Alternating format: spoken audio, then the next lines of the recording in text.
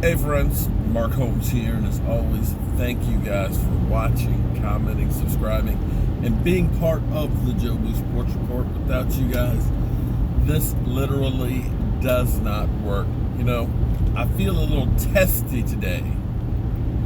I got Philly 500 texting the hell out of me, looking for me to be like one of the talking heads there and to praise Carson Wentz. You know, has your opinion changed about Carson Wentz? I said, hell no.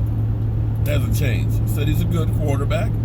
I still don't believe he's as good as everybody makes him out to be because, you know, we're talking about this guy who was booed like 4 weeks ago and everybody wanted to get Nick Foles back. Now, all of a sudden, he's the recreation of Joe Montana.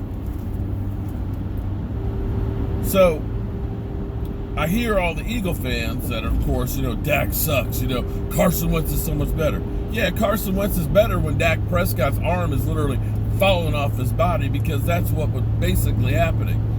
I don't know, because, of course, they say, well, he wasn't listed on the injury report. Okay, let me ask you this. How is it, after he got hurt in the game, we didn't hear anything about the injury until Wednesday and Thursday, he wasn't able to practice. On Friday, he did a couple of like 10-inch light throws. 10-foot light throws. That's it. That was the consistency of his practices all last week. And somehow, some way, the Cowboys didn't put limited for practice or injured or questionable. I don't know how that got through, to be honest with you. I'm surprised the NFL didn't investigate that because they didn't say he got injured in the game this past week, but yet he's been unable to practice all this week. For the first time, did not practice. So either he got hurt in the game and they didn't report it, or he was already hurt last week and they didn't report it last week. Either way, he's not practicing again today.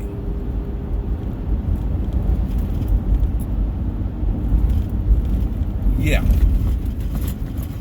So, Dak Prescott not practicing again today. And that's because he's got shoulder issues.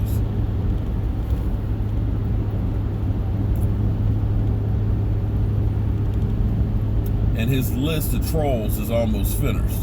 So there's that.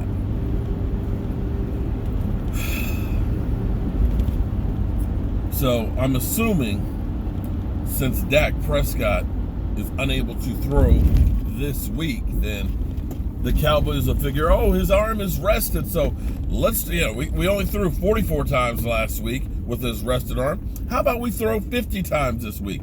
Because that's about how our Cowboys play calling seems to be, that we won't do things to try and help out our quarterback to be able to make it through the game and win the game. No. He's got a hurt shoulder, can't throw all week, so let's throw 44 times and only run Zeke Elliott 13. Oh, and by the way, we won't do anything that'll give us an advantage, like let's say, play action passing. You know? Because that wouldn't help us to kind of like free up guys and make shorter passes, right?